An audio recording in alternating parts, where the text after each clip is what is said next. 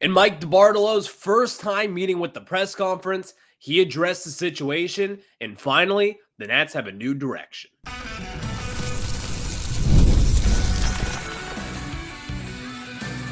You are Locked On Nationals, your daily Washington Nationals podcast, part of the Locked On Podcast Network, your team every day.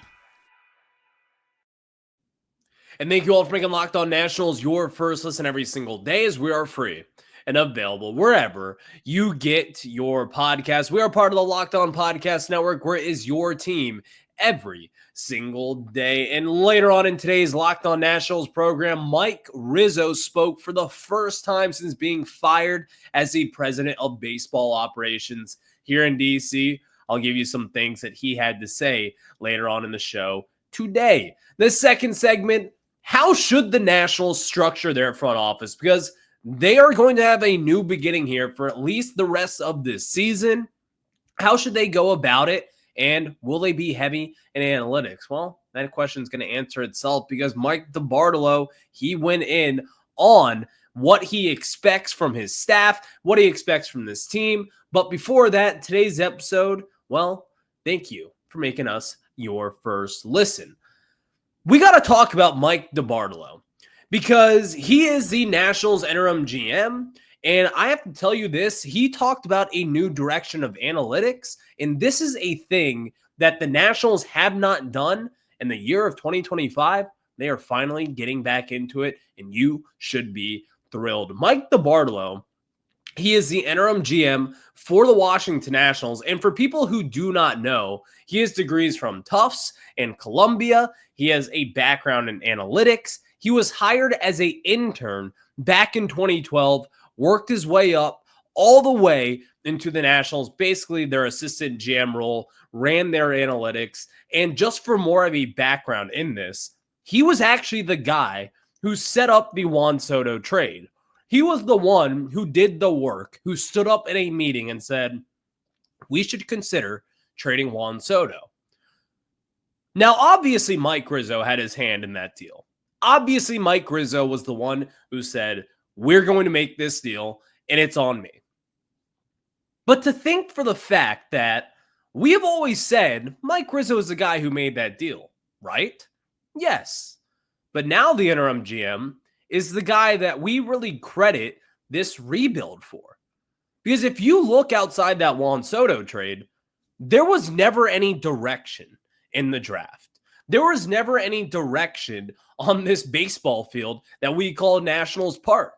There was never any direction in the coaching staff, and there was certainly never any direction from the Nationals ownership group. But now we are starting to have that with Mike DeBartolo for the rest of this season. And before we crown him king, let's say this for now. While he is doing things differently, and we're going to get into what he is going to do differently as we go on today, we have to keep this in mind. This is an interim tag. People are crowning him king before the Nationals have even taken the field without Mike Rizzo and Davey Martinez. But the one thing that he did address is the analytics. And we mentioned Spencer Nussbaum's article a few times over the last few days, and how DeBartolo is going to integrate analytics into their everyday operations. And a source told Spencer Nussbaum of the Washington Post that he will integrate analytics into our day-to-day work stream a lot more. He's going to be pushing for us to kind of catch up on the tech side. I think that we've done the work, the diligence to know what is out there and what we would like to do. And now it's just kind of operationalizing it from there. That is the sense of direction that I want. The biggest knock on Mike Rizzo over the years is that he's kind of like this dinosaur age scout. It worked for a while. We had the decade run in the 2010s. We won a World Series. You had all this success. You were the second best team in baseball that decade, probably outside the San Francisco Giants, at least, in the National League. But as far as wins go, the Nationals were the best. And Mike Rizzo, he built up that team. But now in 2025, the game is different. And when the game changed, the Nationals did not. While they did change with their ownership, because while the owners didn't change, They certainly changed the way that they spend their money because they did not. So that's another conversation for a different day. But this is a a breath of fresh air at this point in time. How can you not feel encouraged with the direction that they are going? How can you not feel encouraged, at least for the fact is that they are going to be using analytics? And this is not to say that they have never used analytics and that they've always pushed it to the side. That's not the case here. But what we have known with Mike Rizzo and Davey Martinez is that they have always been a little behind. They come from that old school age. And now this new direction, really, which is a few years late, of analytics, you are now following that rule. And DeBartolo comes from a background of economics and, quite frankly, nerd stuff that I wish I was smart enough to do, but I'm not at this point in time. This is kind of the opposite of Mike Rizzo. And this is what the Nationals should be doing. You should see analytics used on a day-to-day basis. You should use analytics to help your team, to help your struggling young guys. Maybe just as an example, let's just use this. Alex Call doesn't get the best leads over at first base. Some guy in the sabermetric system, analytics, and their department, whatever you want to say it is, may notice like, well, you're actually a few inches going forward as far as your mean. You should be going back a little bit more and then jump when this guy lifts his leg at a certain angle. When this pitcher is there, when he has his arm backed against second base, that is when you should be running. Those are the kind of situations of which would probably help the Nationals. And I'm not saying that they have never used this in years past. I'm sure that they have. But you have to think to yourself this. Mike Rizzo comes from that scouting background. He has never been this analytically driven guy. And he has been the guy making all the decisions for the Nationals for, quite frankly, the past decade plus at this point. The Nationals are now heading in this direction of analytics. And I'm not saying it's because of Mike DeBartolo. He's not going to be the guy to come in and save this organization and make a postseason push this year. That's not going to happen. That's out of the cards. You're the second worst team in the National League for a reason at this point. But what we can do and what we can expect is them finally going this analytical route. Because again, this is where the Nationals have missed time and time again. Right now with the Nationals, they need help. They need help in a lot of different areas. They need help in their front office. They need help on the field. They need help in their minors facilities as well. And that's a whole other conversation to be had at this point. But this organization is behind. And I think, and at least I'll even say I know, it's because of the lack of investment or even the lack of interest in analytics over the years. And if you use these things, then bad ownership, it really kind of goes out the door. While you see this team spend, and while it is a necessity in baseball in order to win World Series, you have to win and you have to spend. But also those teams who spend and those teams who are successful, the teams like the Dodgers, the teams like the Mets and the Yankees, the Cubs right now, they use analytics, and they are some of the front runners in baseball as far as analytics go. Be like that.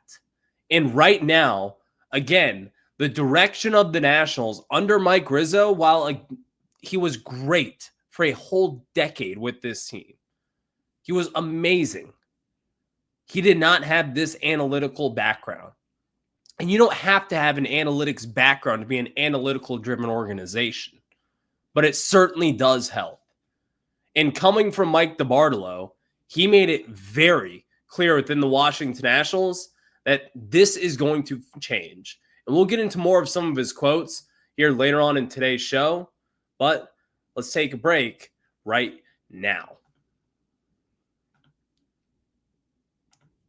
If you're running a business, you know that every missed call is money left on the table. And think about the last time that you had a service emergency like a burst pipe, and if the first plumber didn't answer, did you wait? Nope, you called the next one. And that's why having a reliable business line is so important. That's why you need OpenPhone. OpenPhone is the #1 business phone system that helps you streamline and scale customer communication all from an app on your phone or computer. Did you juggle 2 phones just to keep business and personal calls separate? OpenPhone solved that instantly. Your whole team can share one number and respond to customers like a shared inbox. No more who's handling this. OpenPhone is offering Locked On Nationals listeners 20% off your first 6 months at openphone.com/lockedonmlb. That's openphone.com/lockedonmlb. And if you have existing numbers with another service, OpenPhone will port them over at no extra charge. OpenPhone, no missed calls, no missed. And thank you all for making Locked On Nationals your first listen every single day, as we are free and available wherever you get your podcast. If you haven't done so already, check us out wherever you get your podcast, on Apple, Spotify, and of course the video version over on YouTube. Again, just look up Locked On Nationals. And later on in the show today, Mike Rizzo spoke out for the very first time. He joined the Sports Junkies this morning for his regularly scheduled programming, and we'll get into some things that he had to say about the organization and more. But right now, how should the Washington Nationals be structuring their front office? And before we really kind of answer that, I think I kind of answered it in this first segment. The way that they should structure this front office is, #1, going the analytical route. I cannot stress enough how frustrating it was year after year after year with the Washington Nationals not going all in on analytics. I cannot stress enough to you and to all the fans out there how frustrating it was to see teams that are way worse off than the Washington Nationals blow by them in every single category. And I do believe in good part was analytics. And now seeing what DeBartolo is doing and what he wants to do and the vision that he has for this team, and he understands that. A quote that he had yesterday in his kind of intro press conference in the dugout over at St. Louis, I thought was really impressive. This is what he had to say. The fans are right to be frustrated. We're all frustrated. We have a lot of interesting, exciting young pieces to build on. We have a lot more we need to build on. Simply stepping up our game is not enough. We need a real change. I'm excited to bring a fresh approach, a fresh voice to this role, and integrate more data, more technology, more innovation into our decision-making across the organization at all levels, and hopefully improve the performance of our players as well. Music to my ears, everybody. This is the direction that the Nationals need to have. This is the structure that you need to have. And I'm not saying it starts with take the interim title off GM Mike DeBartolo and give him the president title. No. But the direction and the structure of this team should start with analytics. Let's face it. I'm not convinced that the Lerner ownership group will spend. I'm not that convinced that they are going to sell anytime soon either. I would think they might kick the tires maybe after a CBA is agreed to after 2026. We'll see what they do. But the structure should start with math, analytics, in the year of 2025 and getting ahead of the curve here. The Nationals have not done that. And I think DeBartolo is taking the first step in doing that. And I think if, let's say, the play does improve and you have individual performances down in the minors and you have guys who may have been left in the dust, all of a sudden really kind of come up out of nowhere and really start performing and turning things around. And it's by no means going to happen overnight. It's not. But if you can have this simple structure here, you are going to start developing players more. You are going to have finally a vision for some of these prospects. I want to use Seaver King as an example here. Because if you remember last year, my big question with Seaver King was this: can the Nats develop him? And forget the fact that the Nationals have historically not developed first-round picks well under Mike Rizzo. Forget that for a second. But when they took him, I was like, this is not a Mike Rizzo pick. Mike Rizzo never cuts deals with anyone. Well, when you have Brad Ciolek come over from the Baltimore Orioles, and who is reportedly the guy kind of running the draft at this point, you would think to yourself, well, maybe new things will come, and they did. And I'm like, okay, that's great. This is what good teams and good organizations do. They cut deals. They spend more money later on for guys who are first-round talents to get them out of their college commitment and vice versa. The Nats never did that. And they did that last year, and I was thrilled. But then you think to yourself, but can they develop them? And right now, under Mike Rizzo, or at least for the past year, I thought to myself, no. He can't develop him. He does have talent. I do see it. But we are not the organization for him. And now, if you do invest in analytics, if you do use the numbers for yourself, and if you do use these numbers wisely overall, then yeah, I can now see that happening. I can understand why you pay and you take Seaver King. There is a new influence in this building. And yeah, it might be the figurehead of Mike DeBartolo, but I also just think it's the numbers and the analytics, because that is what today's game is about. And we have seen the Nationals try to reach out to that. They have gotten Danny Haas from the Arizona Diamondbacks to come over here. He's a very analytical guy. Brad Ciolek from the Baltimore Orioles, again, a very analytical guy, but nothing really changed the past 2 seasons. And maybe it takes a little bit longer than just 2 years. Maybe it does. But it's going to happen now. And you're going to have this team take this new step and take a pretty big one, by the way. You've seen some development at the major league level. Guys like Abrams, guys like James Wood and Mackenzie Gore. But I hate to say it, those 3 guys don't work out the Nationals in the offseason. And they were also drafted and developed by the San Diego Padres, which is a pretty good draft and develop organization there. The Nationals are going to have a huge search this offseason. I think Mike DeBartolo might be in that conversation. But one thing that he is certainly going to help with at this point is going to be taking those steps in analytics, because that is what Mike Rizzo has not done these past few years. And that is what this Nationals team, they simply need to do. You need to invest in that high-tech technology, whether it be getting that $500,000 arm where it has guys like you can face Zach Wheeler on a daily basis, figuring out his fastball and how he generates so many swings and misses with it. You could figure out how to hit Clayton Kershaw's curveball and how to get hits off it. I mean, these are things that the Nationals simply have not done over the years. And it's not all because of Mike Rizzo.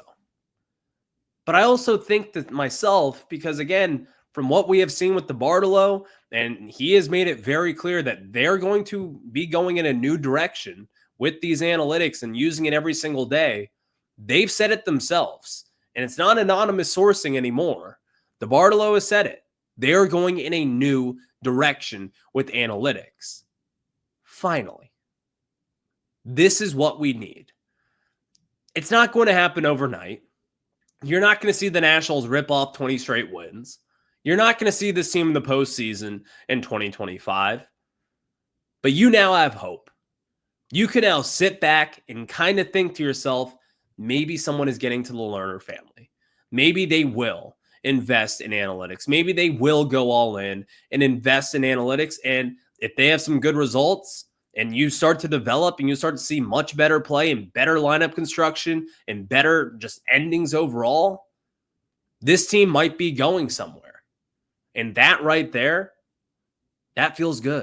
And thank you all for making Locked On Nationals your first listen every single day, as we are free and available wherever you get your podcast. And yes, look up Locked On Nationals wherever you get your pods on Apple, Spotify, and of course the video version over on YouTube. Again, look up Locked On Nationals. Mike Rizzo spoke with the Sports Junkies this morning. Let's jump into some things he had to say about the Washington Nationals and more after this. Today's episode is brought to you by FanDuel, and summer sports are in full swing. Whether you're all about baseball under the lights, golf on the green, or high-stakes soccer action, FanDuel is the best way to make every game even more exciting. You're already following the action. Why not make it a little more thrilling? Well, with FanDuel, you can get in the game while your friends are getting sunburned at the beach. And tonight, you've got the Cardinals and the Nationals going head-to-head. I think James Wood, I'm smelling an anytime home run game. So I'm going to go with an anytime home run bet for our guy, our all-star James Wood. And it's easy to use, guys. It's a fast payout. And, of course, it makes even regular season games in the middle of July after you fire everybody that more entertaining. So FanDuel makes it feel like I'm part of the action. Are you new to FanDuel? Well, new customers can bet just $5 and get $150 in bonus bets if your first bet wins. Open the FanDuel app today or visit FanDuel.com to get started. And thank you all for making Locked On Nationals your first listen every single day, as we are free and available wherever you get your podcast. If you have missed the shows all week, you can catch plenty of podcasts out there because, again, Sunday night when the news broke, we reacted to Mike Rizzo and really the future of what it holds for the Washington Nationals and much more. So catch that. And on Monday's show, we talked about Davey Martinez all 30 minutes about how the Nationals got to the point where they had to move on from your longtime manager and 2019 World Series champion manager, Davey Martinez. And on yesterday's show, we talked about the Lerner family and how they are part of the struggles here in DC. But now we get into Mike Rizzo. And Mike Rizzo, I was not necessarily expecting him to say too much, yet he did. This is the kind of the overwhelming question because he was asked, and Mike Rizzo knows this, by the way. Mike Rizzo has seen this ownership group spend and spend and spend and be in the top 10 of Major League Baseball as far as their payroll goes. He was asked if he believes that ownership will ever spend again. And quote unquote, he said, if it's time to go, it's time to go. That's basically all that he said. And he also said, you got to do the best with what you are given. That quote was paraphrased there, but when he said that second part there, you got to do the best with what you are given, there's something there. I think that was kind of a shot at this ownership group without it kind of sounding like some big, massive shot, but he has to do the best with what he is given. And what he has been given the past few years has been nothing. You have to go make chicken you-know-what out of chicken. You have to make chicken salad out of you-know-what. You all understand the quote there. In my opinion, that was probably the best quote that Mike Rizzo had to have. Because Mike Rizzo, while he has always been this great scouting background, and while he has always been really good at giving out some pretty big contracts over the years, whether it be to Jason Worth, Max Scherzer, Daniel Murphy, trading for Gio Gonzalez, and then extending him to be a longtime Washington National, there are a lot of moves in the past that Mike Rizzo has made that I'm like, that's a great move. The past few seasons, he has not been able to do that. Now, we don't know really how much he was kind of hamstrung at this point in time. I think a lot of people probably expect that it was a lot more than whatever we anticipated. But Mike Rizzo did not air out any dirty laundry. In fact, he was asked about getting a new job and kind of seeing if he has his hopes set on that. And he did acknowledge that he wants to be a general manager again.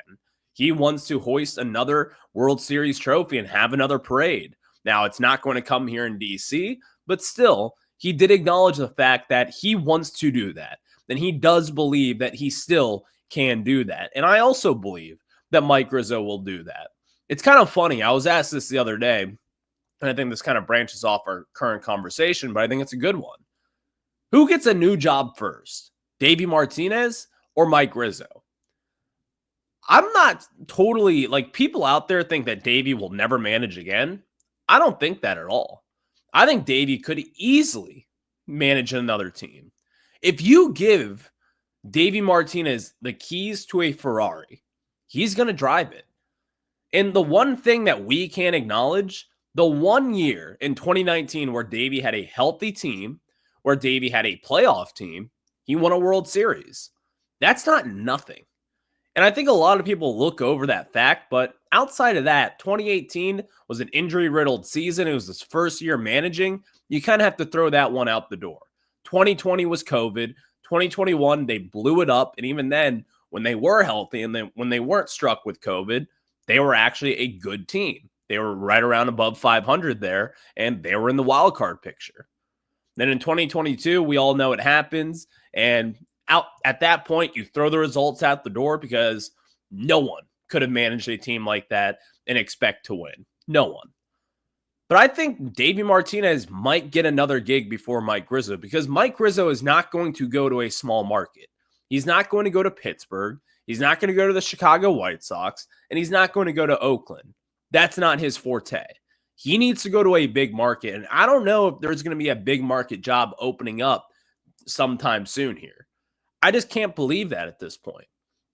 I wouldn't be surprised even if the Yankees move off of Aaron Boone this offseason. If they fall short yet again, then they kind of need to loosen up the clubhouse a little bit. And they're like, you know what?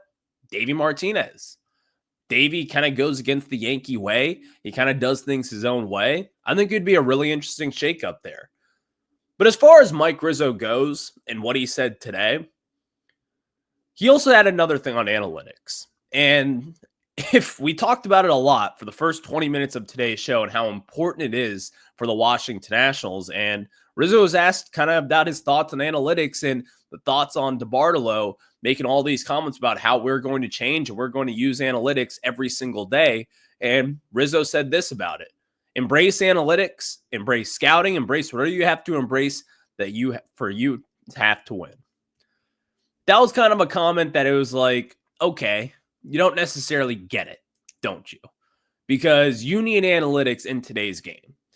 You probably should have just given, I think he gave a company line answer there, but you probably should have been like, yeah, I need to be better on analytics because we all know with Mike Rizzo, he's not an analytical guy. He has never been that way, and he likely never will. But I thought Mike Rizzo did really well today. I thought he towed a company line. It's pretty clear and pretty evident that he wants another job. He was never going to come out and bash the Lerner family. He's a class act. That's what we expect from him. But I thought it was still really cool. It was kind of the clarity that we all needed. It was the clarity that we all wanted from a guy who has been here since 2006, the guy who has been the main decision maker in town since 2009. He won us a World Series. And it was almost sad listening to hear him talk because, again, we share a lot of fond memories with Mike Rizzo. And we credit him for what he did in the 2010s, and we should. Mike Rizzo was excellent at one point in time. So as far as Mike Rizzo goes, legend. Love Mike Rizzo. Love what he has done. Love what he has done for this franchise, for this fan base. And I thought he did really well on today's performance, but didn't really say anything too juicy about the Lerners. I would have loved to heard that.